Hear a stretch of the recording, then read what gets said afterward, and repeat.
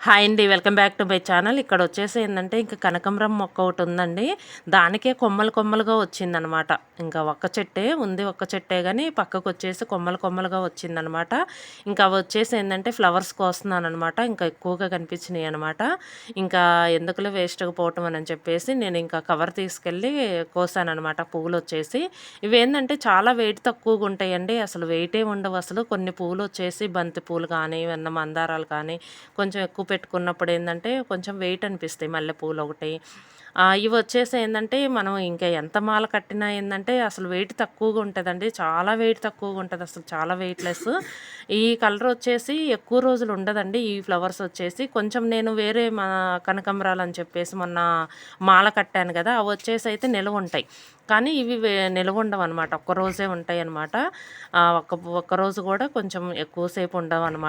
అవొచ్చేసి ఏందంటే 2 డేస్ నిలవుంటాయి. ఇక్కడొచ్చేసి నేను కంకులున్నాయి గదా! విత్తనాలవి వచ్చినియి గదా! అవి కట్ చేస్తున్నాననమాట. అవి కట్ చేస్తే ఏందంటే కొంచెం చిగురొస్తదనమాట. నేనేందంటే ఇంకా వాటి వరకు తీసేస్తున్నాను. పూలు కోసాను ఫస్ట్.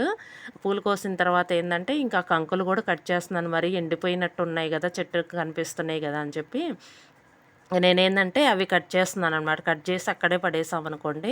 అవే ఏందంటే గింజలు ఎండిపోయి ఇంకా వర్షాలు అవి పడ్డప్పుడు ఏందంటే కొత్త మొక్కలొస్తాయనమాట. ఇక్కడొచ్చేసి ఫ్లవర్స్ కోసాను గదా! ఇక్కడొచ్చేసి కాకపోతే మనకి కనకాంబరాలు ఎక్కువ కనిపించట్లేదండి ఇప్పుడు.